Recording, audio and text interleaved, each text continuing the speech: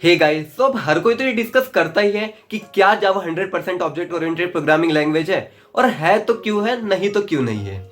But हम आज के इस वीडियो में ये डिस्कस करेंगे कि कोई भी लैंग्वेज कब 100% ऑब्जेक्ट ओरिएंटेड प्रोग्रामिंग लैंग्वेज या फिर pure object oriented programming language कहलाएगी।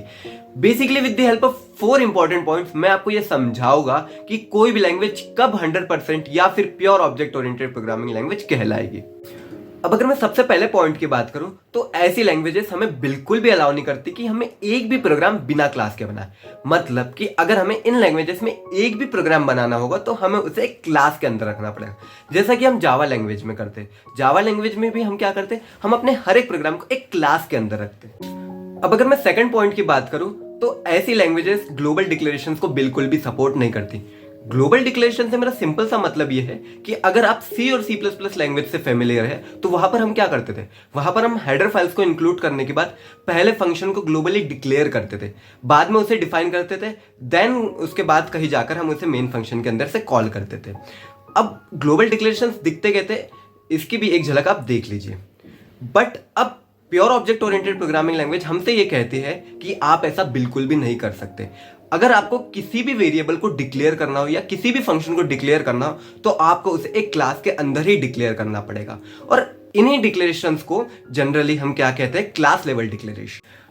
अब अगर मैं थर्ड पॉइंट की बात करूं तो ऐसी लैंग्वेजेस में primitive data types like int, double, short, char ऐसा कोई कॉन्सेप्ट ही नहीं होता है। ये लैंग्वेजेस सिर्फ और सिर्फ ऑब्जेक्ट्स पर ही वर्क करती है, सिर्फ और सिर्फ ऑब्जेक्ट्स को ही सपोर्ट करती है। अब अगर मैं fourth and the most important point की बात करूं तो pure object oriented programming language हम प्रोग्रामर्स को फोर्स करती, हम प्रोग्रामर्स से ये कहती है कि तुम्हें ऑब्जेक्ट ओरिएंटेड प्रोग्रामिंग के सभी रूल्स को और 4 मोस्ट इंपॉर्टेंट पिलर्स है, 4 मोस्ट इंपॉर्टेंट कॉन्सेप्ट है, उनको सपोर्ट करना ही करना है।